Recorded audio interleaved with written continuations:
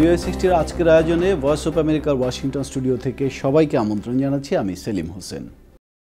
Washington পোস্টের খবরে বলা হয়েছে, আইওয়া জরিপে রিপাবলিকান দলের এগিয়ে থাকা প্রেসিডেন্ট প্রার্থী ডোনাল্ড ট্রাম্পকেই মনে হচ্ছে সবচেয়ে শক্ত প্রার্থী এই দলের। তবে সাধারণ নির্বাচনে তার প্রতিদ্বন্দ্বী ডেমোক্রেট দলীয় প্রার্থী হিলারি ক্লিন্টন যদি হন, তাহলে তাকে পরাজিত করতে পারবেন এমন বিশ্বাস ভোটারদের মধ্যে কম।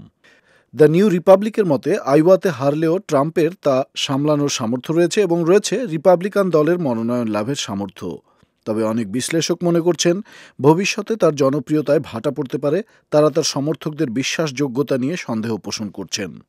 এবিসি নিউজের মতে, ডেমোক্রেটিক দলের এগিয়ে থাকা প্রার্থী হিলারি ক্লিন্টন কৌতুক করে বলেছেন, 2005 সালের ডোনাল্ড ট্রাম্পের তৃতীয় বিবাহের সময় তিনি কোনো উপহার দেননি। ক্লিন্টন বলেন, তিনি এবং তাঁর স্বামী বিল ক্লিন্টন সেই বিবাহে উপস্থিত ছিলেন কারণ তিনি ভেবেছিলেন সেখানে বেশ মজা হবে। ভিও60 আজ এ পর্যন্তই। সবাই ভালো থাকুন।